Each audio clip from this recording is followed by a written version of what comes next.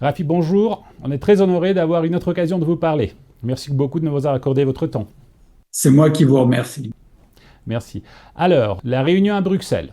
Une victoire et une défaite. Est-ce qu'il a fallu s'attendre à quelque chose de plus? Qu'est-ce que vous en pensez?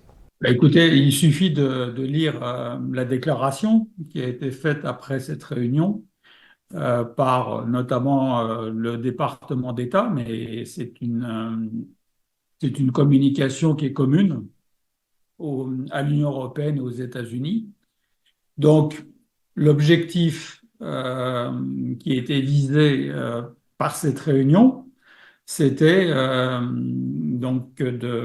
d'encourager un soutien au futur de l'Arménie, donc un avenir qui repose sur la stabilité, sur le pacifisme, euh, la sécurité, la démocratie et la prospérité de l'Arménie. Euh, sur ce premier point, il est notable que rien n'a été promis ni même évoqué en termes de sécurité militaire, c'est-à-dire la sécurité de l'intégrité de l'Arménie. D'ailleurs, sur le deuxième point de cette réunion, qui est mis en valeur dans cette communication, c'est on fixe les domaines de coopération futurs entre l'Union européenne, les États-Unis et l'Arménie. Et c'est quoi ces domaines de coopération? C'est les réformes politiques, c'est le développement économique et c'est le soutien humanitaire. Entre guillemets ou entre parenthèses, ça concerne principalement donc les réfugiés du Karabakh. Donc, vous voyez qu'on est loin des préoccupations immédiates et majeures qui sont la sécurité de l'Arménie, c'est-à-dire la menace d'agression militaire de l'Azerbaïdjan. D'ailleurs, dans cette communication, on ne parle absolument pas de l'Azerbaïdjan. On ne parle pas des menaces qui pèsent sur l'Arménie venant de l'Azerbaïdjan. Sur le plan des packages qui sont offerts par donc ces deux entités politiques, Union européenne et États-Unis. Donc les Américains se contentent de confirmer que l'aide américaine à l'Arménie aura été de 65 millions de dollars en 2023, sur le budget 2023. 65 millions de dollars. Ça veut dire quoi, ça? Ça veut dire que avant même une réunion comme cela, les États-Unis fournissent en général autour de 45 à 50 millions de dollars sur leur budget de USAID tous les ans. Donc ça veut dire que il n'y a aucune euh, progression notable de l'aide américaine à l'Arménie. Il faut mettre cette somme en relation avec les sommes qui ont été dépensées par les États-Unis à l'Ukraine depuis le début de la guerre en 2022. Ça donne le tournis, cette somme, parce que c'est 113 milliards de dollars qui ont été fournis à l'Ukraine depuis février 2022. Donc, ça montre bien que quand les États-Unis veulent protéger ou aider militairement un État, ils le font et ils mettent les moyens. Euh, la seule inconnue, c'est effectivement si Trump arrive au pouvoir en fin d'année, les choses vont un petit peu changer parce que le président Trump a annoncé hier que oui, il continuerait à soutenir l'Ukraine, mais sous forme de prêt et non pas sous forme de don à l'Ukraine, ce qui change considérablement les choses. Euh, Quant à l'Union européenne, euh, ils promettent 270 millions d'euros d'aide donc entre 2024 et 2027, donc sur 4 années, répartis sur 4 années. Pareil, aucun progrès notable puisque l'Union européenne a fourni 550 millions d'euros d'aide à l'Arménie depuis 2021. Donc, ça veut, et sous forme de soit de grants. Le grants, c'est des subventions dans le cadre de programmes ou sous la forme de garanties. C'est-à-dire des garanties, ça veut dire ce sont des aides remboursables. Donc, et pour rappel, ce qu'on appelle des grants, des subventions programmées, dans le cadre de programmes, c'est quand il nous donne 100 euros, c'est-à-dire quand il donne 100 euros à l'Arménie, en réalité, il y en a la moitié qui reviennent à l'Union européenne parce que ça finance les envoyés, les chargés de mission, ou ça finance des équipements qui sont achetés à l'Union européenne. Donc en réalité, on sait très bien que ces aides européennes reviennent pour partie à l'Union européenne, à ses entreprises, à ses employés. Donc tout ça, c'est ridicule. Ce sont des montants ridicules et même les objectifs qui sont affichés, les réformes politiques, le développement économique, cela ne veut rien dire dans la situation actuelle. Je pense que les commentaires du département d'État américain qui ont été faits à la suite de cette réunion sont beaucoup plus explicites sur la nature de cette réunion, hein. Donc, le département d'État, notamment qui s'est exprimé à travers son sous-secrétaire, O'Brien, indique que, en fait, l'aide américaine se concentre sur les questions d'énergie. C'est-à-dire comment assurer l'indépendance énergétique de l'Arménie. Éventuellement examiner la question de la construction d'une nouvelle centrale électrique nucléaire. Bon, c'est bon, on y reviendra sur ces déclarations du département d'État américain parce qu'elles ont été commentées dans la presse azerbaïdjanaise et dans la presse turque. Euh, D'ailleurs, la presse turque et la presse azerbaïdjanaise ont bien insisté dans leurs analyses de cette réunion sur le fait que finalement, l'Union européenne et les États-Unis ne parlent que d'aspects économiques et rien de plus. Donc, tout en critiquant le format de cette réunion, c'est-à-dire que l'Azerbaïdjan a critiqué effectivement les États-Unis et l'Union européenne de ne pas avoir été assez inclusifs, c'est-à-dire que l'Azerbaïdjan n'avait pas été invité à cette réunion. Ça, c'est le premier point. Et la Turquie a bien sûr enchaîné là-dessus, mais aussi sur le manque de transparence de cette réunion.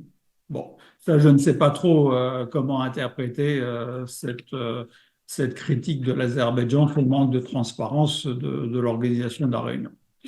Euh, donc, on voit bien ici que l'impact de cette réunion est vraiment très, très limité.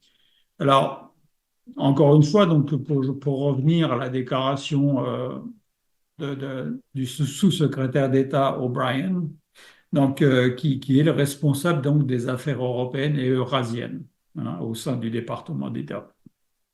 Donc lui évoque l'importance de la Turquie dans la résolution des problèmes dans cette région. Et donc là, les choses se clarifient parce qu'il évoque la création de deux corridors. Donc un corridor donc de transport qui relierait l'Asie centrale à la Méditerranée, donc qui est le fameux corridor que donc tout le monde veut créer au sud de l'Arménie. C'est-à-dire, on transporte donc dans les deux sens des marchandises pour ouvrir donc ces deux marchés l'un à l'autre. Mais ils évoquent aussi un corridor de transit dans la mer Noire. Donc pour précisément être relié à ce corridor du sud de l'Arménie. Alors les objectifs des États-Unis sont clairement indiqués par O'Brien. Ce sont des corridors qui sont destinés à éviter la Russie et la Chine. Donc voilà, les choses sont dites. Et donc, pour que ce projet donc américain se réalise, eh bien, O'Brien dit il faut créer une situation stable et la paix. Voilà. En gros, ça veut dire que l'Arménie doit absolument signer un traité de paix et, euh, ne pas s'engager dans d'autres entreprises, notamment des entreprises de réarmement. Donc c'est plutôt une défaite. Est-ce que vous pensez que notre... Non, oui. écoutez, c'est pas une question de défaite, c'est que je pense que nous n'avons pas en Arménie un gouvernement compétent, ça nous le savons. Il veut passer, il pensait qu'il pouvait rompre facilement avec ses alliés historiques et que l'Occident lui apporterait l'équivalent en termes d'alliance et de protection, de sécurité. Bon, je pense que le Premier ministre, malgré son incompétence, a quand même reconnu le 10 avril, lors de son allocution à l'Assemblée nationale arménienne, que il fallait pas exagérer l'importance de cette réunion à Bruxelles. Il a dit, la réunion du 5 avril ne veut pas dire que l'Union européenne et les États-Unis vont venir résoudre tous nos problèmes. C'est à nous de les résoudre. Voilà. Donc ça explique bien que c'est un échec. C'est-à-dire que finalement, on se retrouve une nouvelle fois, l'Arménie se retrouve une nouvelle fois toute seule. Euh, mais il dit quelque chose de plus important encore. Il dit l'Union européenne et les États-Unis ne soutiendront jamais l'Arménie économiquement et politiquement si l'Arménie poursuit une politique agressive. Ça veut dire quoi? Ça veut dire que, en fait, l'Arménie, aujourd'hui, n'a pas le droit de se réarmer. Elle a juste le droit de signer un traité de paix. Donc, on est laissé, en tout cas l'Arménie est laissée à la merci finalement du bon vouloir et de l'Azerbaïdjan et de la Turquie, surtout de l'Azerbaïdjan en l'espèce. Voilà, donc je pense que les choses sont dites et d'ailleurs le représentant de l'Union européenne, le représentant spécial de l'Union européenne donc dans la région, Toivo Klar, a adopté un ton beaucoup plus distant donc sur les relations Union européenne et Arménie parce que il a dit donc c'était le 11 avril que le renforcement des relations entre l'Union européenne et l'Arménie est encore à imaginer. Cela dépendra des décisions politiques faites à Yerevan, à Bruxelles et dans les États membres de l'Union européenne. Et donc, dans le même discours, il critique l'Arménie de ne pas avoir démarré ses relations Union européenne-Arménie il y a 10 ans auparavant. Bon, ça, c'est une pierre qui est jetée à la face de l'Arménie, notamment pour rappeler qu'il y a 10 ans, effectivement, Serge Sarkisian avait renoncé finalement à signer un partenariat qui l'amenait à se distancier de la Russie. Euh, bon, et Toivo Klar, toujours en ce qui concerne les relations Union européenne-Arménie, a une question qui lui est posée sur est-ce que l'Arménie doit quitter l'OTSC, donc l'Organisation de sécurité collective, hein, dominée par la Russie et quelques pays post-soviétiques. Il renvoie la balle sur l'Arménie et au peuple arménien. Il dit c'est à eux de décider. Donc ça veut dire clairement qu'il met une pression maximale sur Pachinian pour prendre la décision de se séparer de la Russie et ne plus laisser de doute au fait que l'Arménie pourrait finalement ne pas totalement abandonner la Russie. Voilà, donc vous voyez le cadre aujourd'hui général, c'est qu'on met une pression maximale sur l'Arménie. On prévoit des aides qui sont ridicules. On ne souhaite surtout pas que l'Arménie se réarme. On veut qu'elle signe un traité de paix. Mais on n'a aucune garantie en face de protection de l'Arménie sur le plan militaire. Voilà. Voilà, c'est exactement ça. Donc, en résumé, la question de sécurité, de garantie de sécurité, on ne parle pas. L'adhésion à l'OTAN, on ne parle pas. L'adhésion à l'Union européenne, on n'en parle pas. Le retour des réfugiés du Haut-Karabakh, on n'en reparle pas, n'est-ce pas? La question de faire revenir. Ça, c'est un point effectivement important à souligner, c'est que la question du droit au retour de la population arménienne d'Artsakh au Karabakh n'est absolument plus évoquée. C'est-à-dire que à la limite, on peut même considérer que quand ils disent la normalisation exige que l'Arménie n'adopte plus une politique agressive, ça veut dire que même évoquer cette question du droit au retour des Arméniens du Karabakh pourrait être considéré comme une politique agressive. C'est comme ça qu'on peut l'interpréter. Donc l'épuration ethnique, le nettoyage ethnique n'a jamais été reconnu. Parce que les départements d'État, M. O'Brien y inclus, il a dit qu'on n'est pas sûr encore si c'était le cas d'épuration ethnique. Maintenant, le cas est fermé, donc on n'en parle plus. L'épuration ethnique est acceptée comme légitime, oui. La question est résolue. Mais vous êtes spécialiste de droit international. Pourquoi les normes internationales ne sont pas évoquées dans notre cas, mais ils sont évoqués, par exemple, en Yougoslavie, l'ancienne Yougoslavie, par exemple, le cas de Kosovo.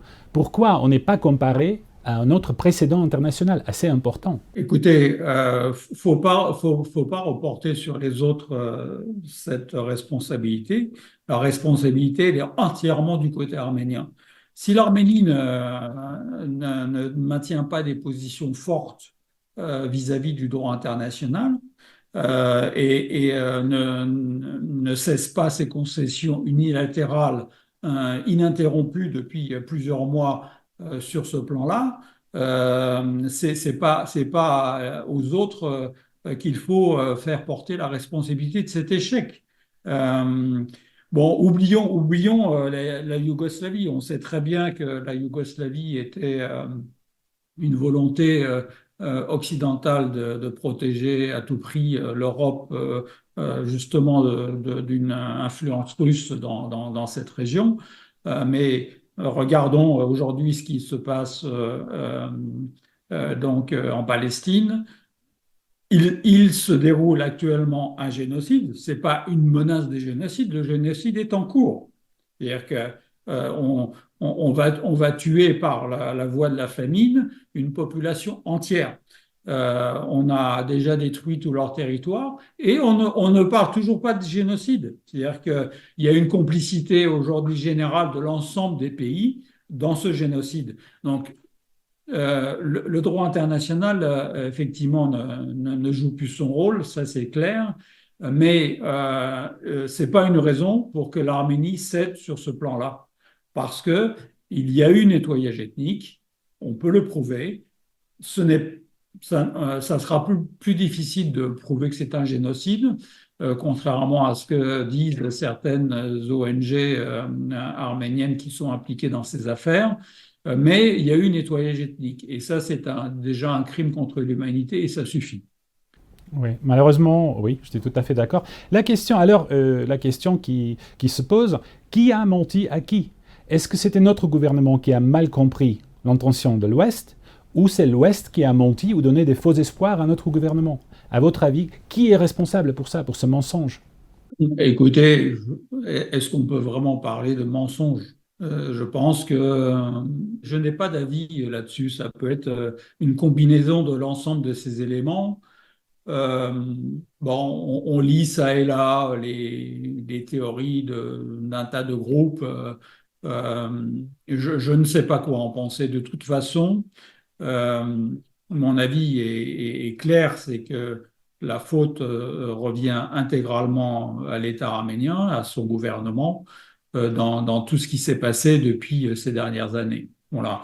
Je pense que malgré tout ce on peut dire, et j'étais le premier à critiquer les gouvernements précédents sur la mauvaise gestion qu'ils faisaient du pays au niveau interne.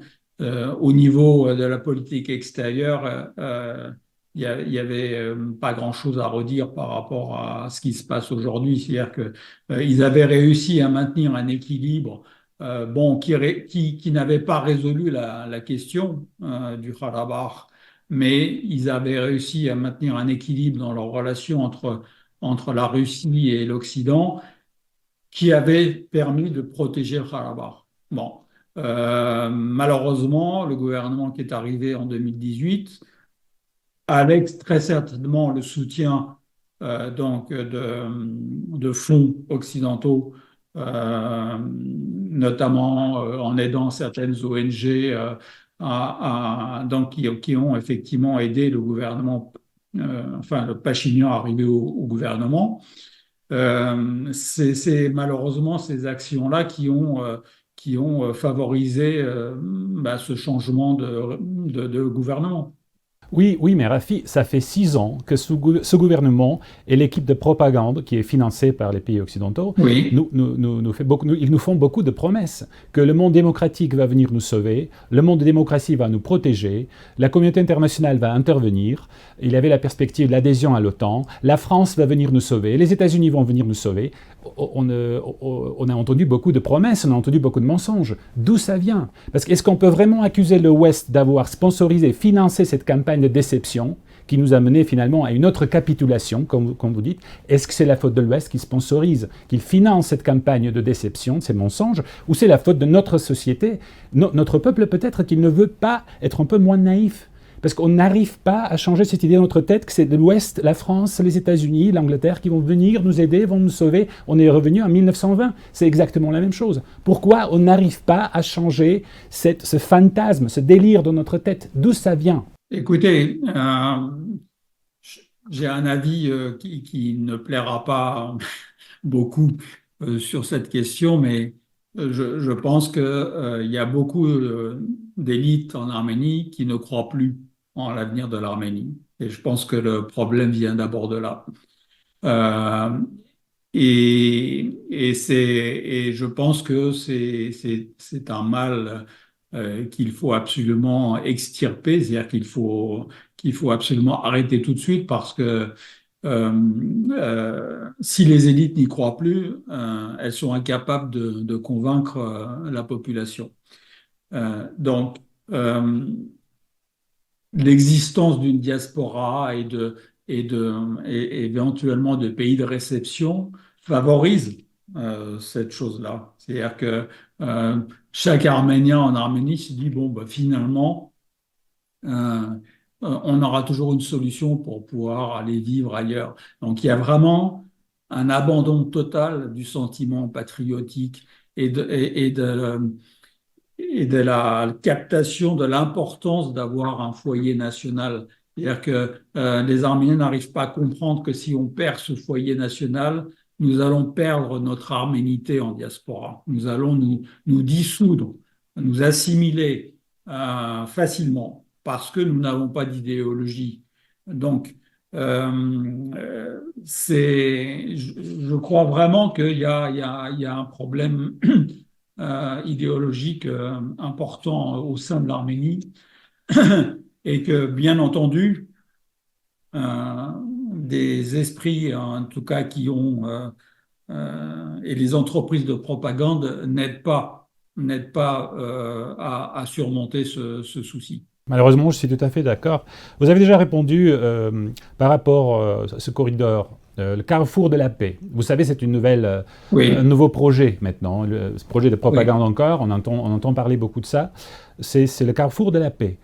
D'où ça vient cette idée? Est-ce que ça va servir l'intérêt de l'Arménie ou l'intérêt de ses voisins ou l'intérêt de l'Ouest? Bah écoutez, hein, c'est ce que j'ai décrit tout à l'heure. C'est le projet décrit par O'Brien, sous-secrétaire d'État américain. Donc c'est le carrefour de la paix. En fait, pour l'instant, c'est surtout voilà, permettre une communication Est-Ouest. On ne parle plus de communication Nord-Sud, alors que le projet de Pachinian, lui, évoque Est-Ouest et Nord-Sud. Euh, et en réalité, comme je l'ai écrit dans un article de l'Arménien de Miran récemment, euh, ce projet, il a déjà échoué parce que en, en isolant, en mettant de côté la Russie et l'Iran, ce projet n'existe plus. Parce que le projet Carrefour de la paix, c'était aussi l'axe nord-sud, en intégrant dans ce projet l'Iran et la Russie. Or, les objectifs des États-Unis, d'éliminer la Russie et l'Iran de ce paysage. Euh, donc, euh, donc ce projet a déjà échoué dès le départ. Donc, ça devient juste un leitmotiv pour faire aboutir le projet Est-Ouest. D'accord. Vers le Voilà, la visite de M. Stoltenberg dans notre région. Quel était le but, à votre avis?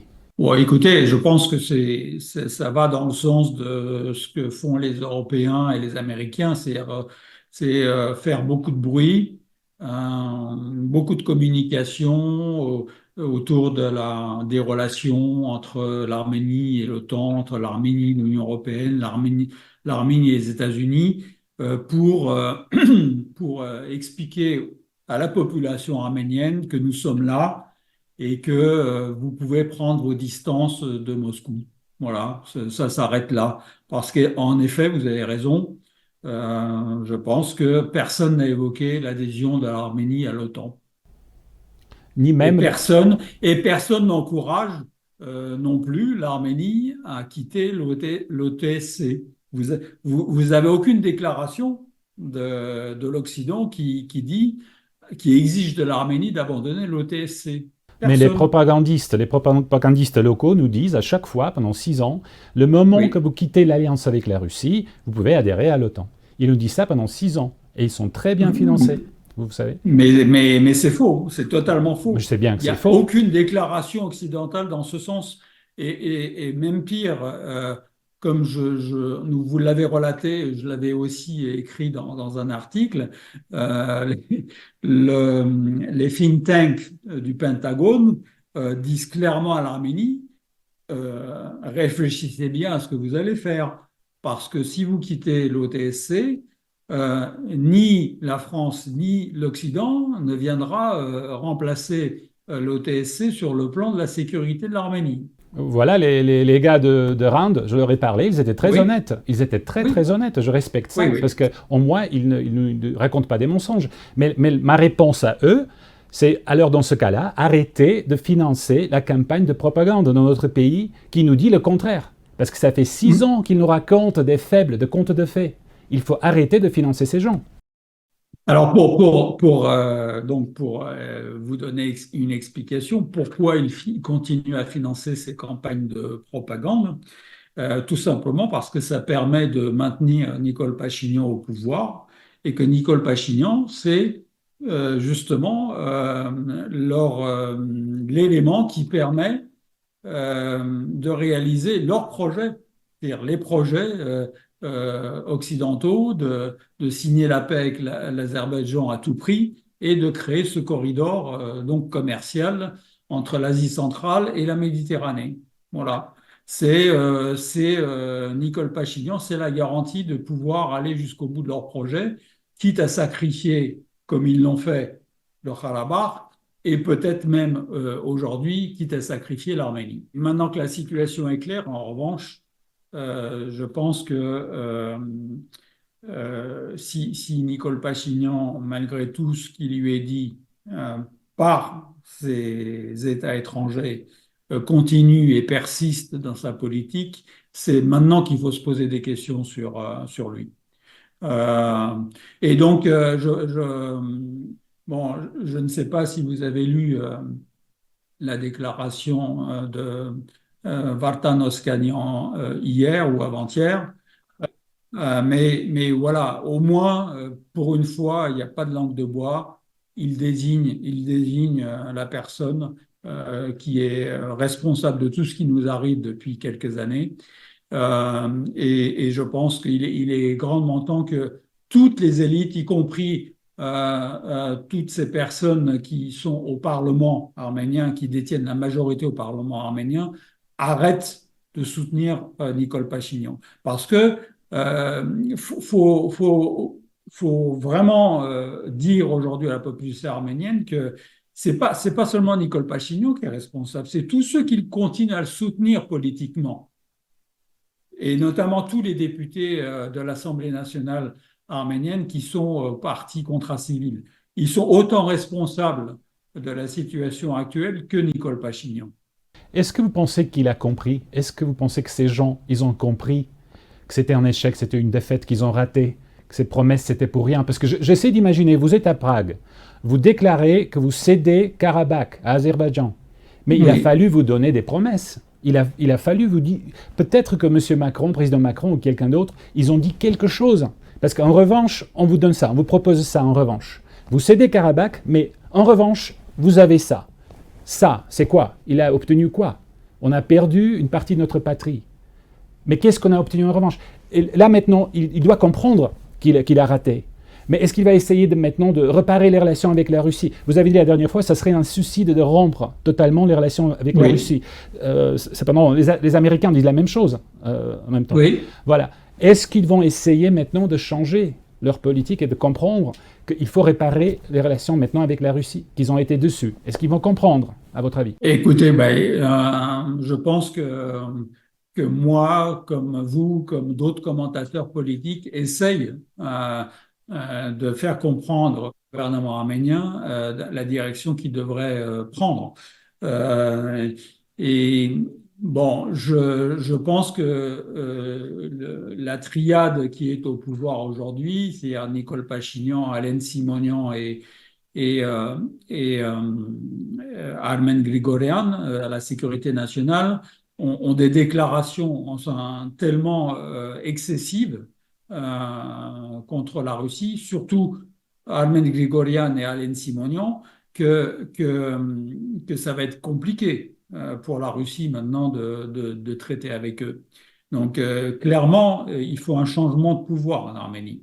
Je vois difficilement comment on va pouvoir réparer cette relation. Bon, Nicole Pachinian est paradoxalement plus modéré que ses deux acolytes. Bon, je pense que c'est un jeu de rôle entre eux.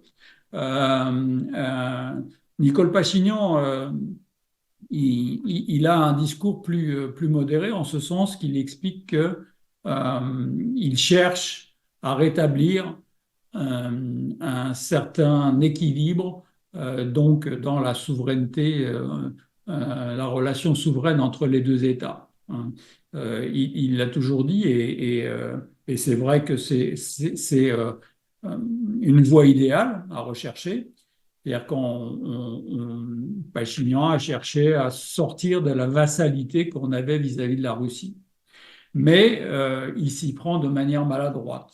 C'est-à-dire que on peut effectivement engager de nouvelles relations avec la Russie, mais pas en ayant une politique qui s'affiche à 100% avec l'Occident. Tout simplement, ce n'est pas possible, ce n'est pas de la diplomatie, ça. Voilà. En parlant de ça, cette campagne anti-russe, jusqu'à où ça va aller? Où ça va nous emmener? Parce que, vous savez, on a parlé la dernière fois, ils ont expulsé la police des frontières, les Russes.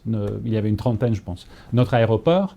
Maintenant, il s'agit des forces russes sur nos frontières et de la base militaire, surtout. La seule base russe militaire qui existe en Arménie. Est-ce que vous pensez qu'ils vont aller jusqu'à là? aussi loin que ça, et quelles seraient les conséquences de cette démarche? Ben ça, on est dans des schémas fiction, là, parce que jusqu'à présent, j'ai pas vu de déclaration officielle demandant le retrait de cette base russe. Donc, je ne veux pas élaborer là-dessus. Je pense que pour l'instant, ce n'est pas à l'ordre du jour. D'accord, d'accord, Alors, peut-être que les propagandistes en parlent, mais je pense pas que ça soit quelque chose de réel d'accord. aujourd'hui. D'accord, je suis d'accord. La dernière fois, on a parlé de l'aide européenne pour l'Arménie. Vous avez dit, si vous voulez juger l'aide de l'Ouest pour l'Arménie, il faut suivre, il faut regarder ce qui se passe au Parlement français au sujet de l'aide pour l'Ukraine.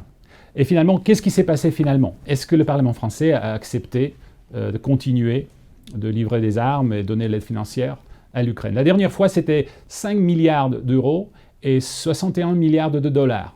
Il y a un mois, je pense. Les États-Unis et l'Europe ont contribué encore plus.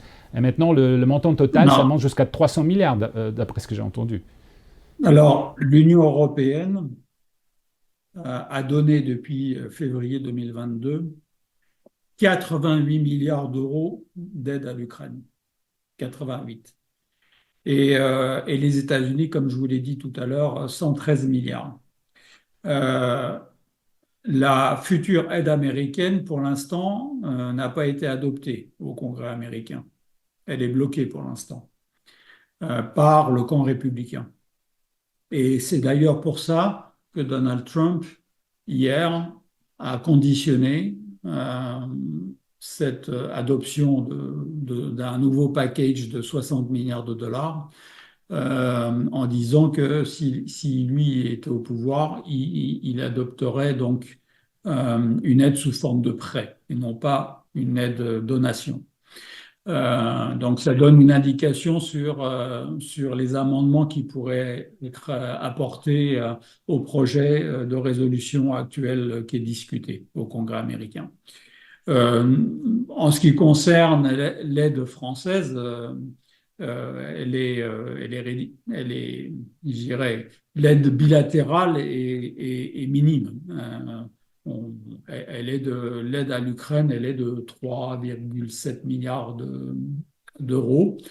Euh, en revanche, au travers de l'aide de l'Union européenne, bien entendu, les Français donnent plus d'argent parce que c'est les contribuables français ou européens qui donnent directement de leur poche de l'argent aux Ukrainiens. Cette aide de 88 milliards d'euros. Non. Écoutez, pour revenir au début de la question, c'est-à-dire qu'est-ce que la France peut faire pour l'instant, la France, comme je l'ai écrit, a donné très peu de choses à l'Arménie. Euh, Elle a vendu très peu de choses. Et de toute évidence, les armes dont l'Arménie a besoin, ce sont des armes de dissuasion conventionnelles, donc des missiles de longue portée qui pourraient frapper des cibles stratégiques en Azerbaïdjan. C'est les seules armes qui pourraient aujourd'hui nous protéger de manière efficace. Bon, et là, il n'en est pas question pour l'instant entre la France et l'Arménie. Et comme je l'ai indiqué dans mon article, je pense que les États-Unis et la Grande-Bretagne s'opposeraient à ce que la France livre de telles armes à l'Arménie. En parlant de ça, la crise en Ukraine, les situations internationales, le président Macron a annoncé il y a quelques semaines qu'il considérait le déploiement des forces françaises en Ukraine, sur le sol ukrainien. Et il a parlé peut-être je me souviens, c'était 2000 soldats français qui pouvaient être envoyés en Ukraine, et après c'est les Polonais, les Baltes qui allaient les rejoindre.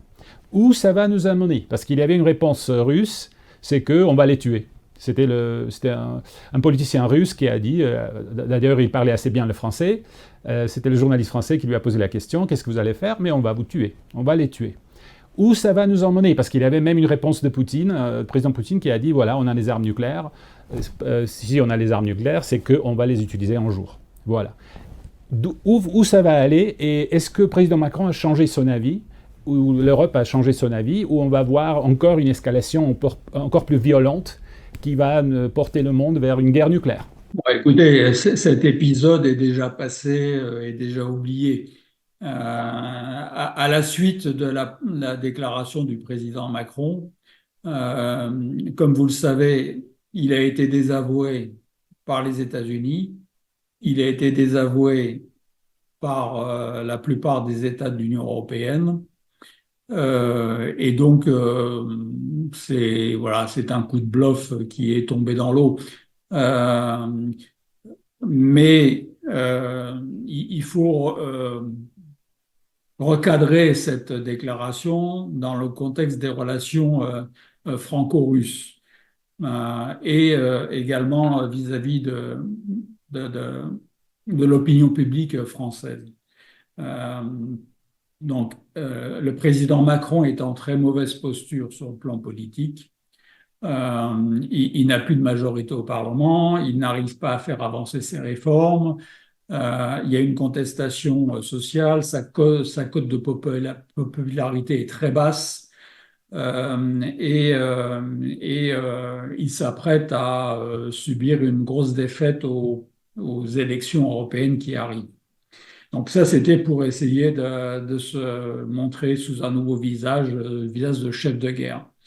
La deuxième raison de cette agressivité vis-à-vis des Russes, c'est que la France a été éliminée donc du paysage politico-militaire dans certains pays d'Afrique francophone qui était une sorte de chasse gardée de la France jusqu'à présent, parce que c'est des anciennes colonies françaises.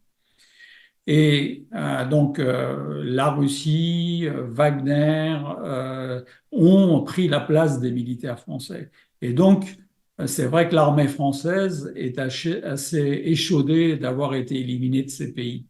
Et donc, voilà, ces déclarations de Macron sont aussi à comprendre dans ce paysage-là. D'accord, d'accord. Merci. Donc voilà, en sommaire, il paraît que c'est peut-être une nouvelle capitulation d'Arménie. Il n'y a aucune garantie de sécurité, pas question d'adhésion à l'OTAN, pas question d'adhésion à l'Union européenne, même pas question de libéralisation de régime des visas. Tout ça, toutes les promesses étaient fausses, on voit bien. Maintenant, il y a un problème maintenant avec nos villages dans le nord-est d'Arménie. Il y a 4 villages. Notre dirigeant propose de les céder à Azerbaïdjan, mais il dit le suivant. Il dit, si on cède, on rend ces villages à Azerbaïdjan, peut-être qu'il y a une chance qu'on va échapper à la guerre, qu'on va éviter la guerre. Mais si on ne cède pas, sûrement, il y aura une guerre. Et la population arménienne est un peu perdue, parce qu'on n'a jamais entendu un dirigeant de pays parler comme ça, et on ne comprend pas ce que ça veut dire. À votre avis, quelles sont les conséquences de pourquoi il fait ces déclarations et où ça va nous emmener? Parce que si on rend 4 villages, après on rend 4 villages de plus, parce qu'il y a encore 4 villages demandés par Azerbaïdjan, après c'est la question de Sunik, c'est les corridors.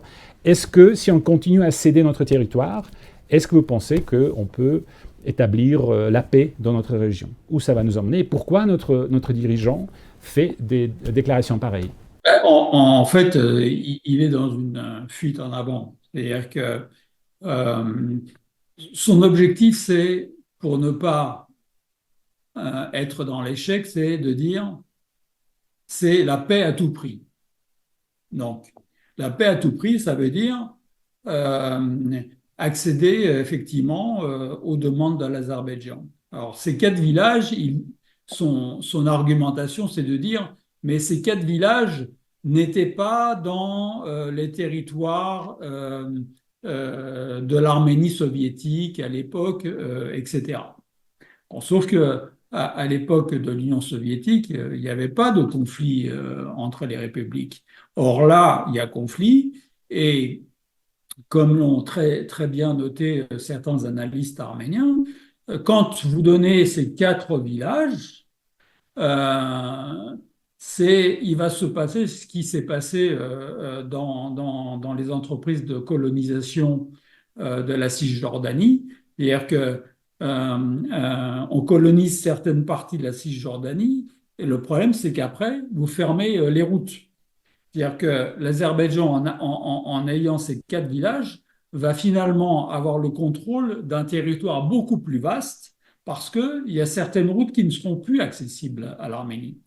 Donc en réalité, ces 4 villages, ça veut dire la prise de contrôle d'un territoire beaucoup plus vaste. Et c'est ainsi que les effets de la colonisation illégale, d'ailleurs, d'Israël en Cisjordanie, fait de la Cisjordanie un territoire qui n'est plus gérable parce que euh, toutes les routes de contrôle sont maintenant israéliennes, même si elles ne sont pas colonisées. Voilà, donc c'est une méthode bien connue euh, donc d'acquisition de territoire. Et, et je pense que la réponse à votre question, elle est dans une déclaration, je crois, que Nicole Pachinian a fait hier ou avant-hier, où il a dit si, si nous reconnaissons, euh, si nous donnons si nous respectons le territoire de l'Arménie soviétique, alors l'Azerbaïdjan reconnaîtra notre intégrité territoriale. C'est-à-dire qu'il se met en position de nouveau de faiblesse. Il pense que parce que nous, on reconnaît l'intégrité territoriale de l'Azerbaïdjan, l'Azerbaïdjan va reconnaître notre intégrité territoriale. Ce qui est totalement faux, parce que l'Azerbaïdjan, de par sa constitution même, ne limite pas la République d'Azerbaïdjan au territoire de l'Arménie soviétique. La constitution de l'Azerbaïdjan, donc en 1991, réfute tout l'héritage soviétique.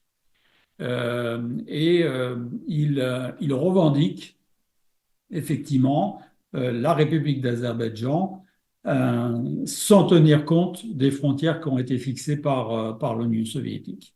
Donc, on est dans un jeu à sens unique, c'est-à-dire que le gouvernement arménien défend un traité de paix que nous n'aurons jamais parce qu'il repose sur des bases euh, qui n'existent pas pour l'Azerbaïdjan. Pour l'Azerbaïdjan, il n'existe pas d'Arménie. L'Arménie, ça leur appartient. Et en fait, il y a des territoires, déjà un territoire arménien qui est occupé par l'Azerbaïdjan, jusqu'à 300 km², jusqu'à 1000 km² Oui, déjà. On a cédé, on a rendu Karabakh. Ils nous ont promis qu'après ça, on va vivre en paix. Vous voyez que ce n'est pas le cas. oui, Maintenant, vous savez que même les observateurs européens évitent la route. Là, il y avait je ne sais pas si vous avez entendu, mais il y a des observateurs arméniens dans ces villages qui disent que les observateurs européens ont évité la route vers ces villages. Ils ont fait un détour de 300 km pour éviter la route directe parce qu'ils ont dit que c'est le territoire d'Azerbaïdjan. Et en fait, sur Google Maps, je ne sais pas si vous pouvez délimiter des frontières des pays sur la base de Google Maps, c'est une société privée quand même, mais sur Google Maps, sont déjà des villages avec les noms azéris. oui, oui, mais bon, donc tout ça, ce n'est pas de la responsabilité des autres, c'est de notre propre responsabilité. Euh, le fait même que le dirigeant de l'État arménien fasse ces déclarations, fasse demande des concessions à sa population, c'est un aveu de faiblesse et c'est surtout donner euh, euh, donc plus de force à l'Azerbaïdjan pour réclamer encore plus. C'est-à-dire que on est en train d'aborder des sujets qu'on ne devrait même pas aborder. Euh, dans la même lignée, quand Nicole Pachinian a annoncé que oui, il est possible que nous devions cesser toutes les actions que nous avons engagées contre l'Azerbaïdjan à la Cour internationale de justice. Euh, c'est le fait même de le dire, c'est affaiblir la défense de nos revendications devant cette Cour. Et avant même que la Cour prononce son jugement, on affaiblit nos positions. Donc c'est vraiment du sabotage intégral. Alors, est-ce que ce sabotage est intentionnel ou c'est lié à l'incompétence de la personne? J'en sais rien. C'est ça la question. Ça me fait penser un petit peu à la conférence de Munich 1938, l'apaisement. Vous vous souvenez sûrement. Monsieur Chamberlain, et je pense que c'était Daladier, n'est-ce pas, le représentant français, Oui, qui a signé ça. Et la théorie, c'était que si on cède la Tchécoslovaquie à Hitler, il va s'arrêter. En fait, il ne s'est pas arrêté. Il est allé jusqu'à Pologne, les pays scandinaves, etc., etc. Voilà. Dernièrement, une question sur la centrale nucléaire. Vous avez dit que la déclaration américaine évoque la fermeture de notre centrale. Et l'intention, c'est de la remplacer avec une centrale oui. plus petite.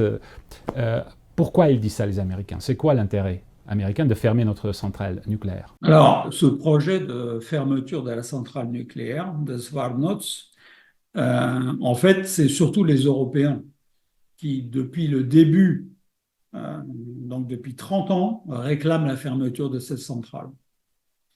Euh, donc ça, c'est un projet européen. Les Européens ne veulent pas que l'Arménie reconstruise une centrale nucléaire, même si récemment, la France a prétendu qu'elle serait intéressée par la construction d'une centrale nucléaire en Arménie.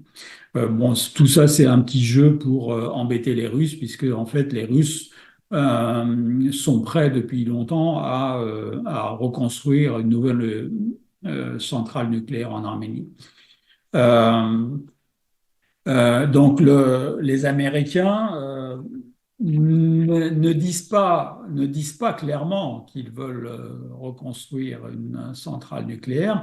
Ils disent qu'ils sont prêts à étudier, à examiner donc le projet d'une nouvelle centrale nucléaire.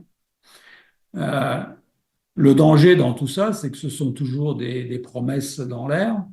C'est que on veut faire comprendre à l'Arménie que ça serait bien qu'ils ferment leur centrale et on examinera la question de créer une nouvelle centrale. Alors, cette histoire de centrale, elle est, elle est, elle est, bon, elle pose de vrais problèmes parce qu'elle est vieillissante, c'est vrai, mais la demande de fermeture de cette centrale, c'est aussi une manière de fragiliser la sécurité de l'Arménie. Je m'explique. Aujourd'hui, c'est vrai que l'Azerbaïdjan et la Turquie ne peuvent pas bombarder cette région de l'Arménie en raison précisément de la centrale nucléaire. Donc, à partir du moment où vous la fermez, vous la désactivez, ils auront beaucoup moins de soucis à, euh, à agresser l'Arménie par des moyens aériens. Vous comprenez bien le sujet, c'est-à-dire que c'est comme autour de Zaporijia en Ukraine, il y a un consensus international, y compris entre Russes et Ukrainiens, pour éviter de toucher cette zone. Donc, eh bien, si jamais on ferme la centrale nucléaire de Zvartnots, on n'aura plus besoin de consensus. Oui, ou bien ils seront obligés de la saisir, la centrale de Metsamor, saisir Voilà. d'une attaque éclair, de le faire très très Oui, vite oui, pour pardon, éviter c'est de... pas Zvartnots, Non, non, c'est c'est pas grave, Metsamor, c'est pas grave. excuse-moi. Alors, pour résumer ce que vous avez dit sur la centrale, c'est une vieille chanson, encore les mots, les mêmes mots. Vous vous souvenez, Oui, c'est une très absolument. vieille chanson. Voilà. Et alors, pour la conclusion, quelle est la solution, Rafi? Quelle est la solution pour notre peuple? Notre peuple est entièrement perdu, très dessus, et ils ne savent pas quoi faire. Et c'est vrai qu'il y a beaucoup qui pensent à une solution. Une seule solution, c'est d'émigrer, de quitter l'Arménie. Pour nous, quelle serait la solution? Écoutez, je crois qu'il faut pas chercher pour l'instant des solutions miracles. Euh, les, il y a plusieurs choses. Il faut vraiment revenir à une relation équilibrée entre nos alliés russes et nos alliés occidentaux. Il faut arrêter de jouer le rôle de pion pour l'Occident contre la Russie. Revenir à une politique de neutralité. euh, donc que je qualifie de positive parce que nous avons effectivement euh, euh, un intérêt à poursuivre, je dirais, les valeurs occidentales, mais on a aussi un intérêt à perpétuer la relation historique et stratégique avec la Russie. Et avec l'Iran aussi, bien entendu. Parce que là aussi, on a une relation historique et stratégique avec l'Iran, que Nicole Pachinian d'ailleurs ne renie pas. Il l'a encore dit il y a 2 jours. C'était effectivement pas incompatible d'avoir des relations avec l'Occident et avec l'Iran. Donc, relation équilibrée. Euh, mais avant tout, il est nécessaire que l'on revienne à une cohésion nationale. Parce que on ne pourra pas s'en sortir autrement. Aujourd'hui, les jeux politiques en Arménie font que ça fragilise encore un peu plus l'Arménie. C'est-à-dire que finalement, euh, on ne cache rien de nos faiblesses à l'ennemi. Et donc, il faut revenir à une politique de cohésion nationale. Cohésion nationale, ça veut dire dissoudre le Parlement alors, soit faire de nouvelles élections législatives, soit décréter donc un gouvernement d'union nationale euh, pour justement faire face aux menaces immédiates qu'il y a en Arménie. Donc, donc le troisième point, ben, il est naturel, hein, c'est que il faut que Nicole Pachinian et son petit clan acceptent de céder donc le pouvoir pour aller dans cette direction. Malheureusement, comme vous l'avez dit, ce clan-là sait qu'il a échoué et aujourd'hui, il est prêt à tout pour conserver le pouvoir et ses privilèges. Voilà. Donc, on a un vrai souci. Soit ils prennent conscience qu'il est nécessaire maintenant d'abandonner le pouvoir et d'aller vers une union nationale, soit il faut qu'il soit remplacé par d'autres moyens. Voilà. Merci beaucoup, Rafi, de votre temps. Je On vous est en très prie. honorés de vous avoir aujourd'hui. Merci beaucoup. Merci à vous. Au revoir. Au revoir.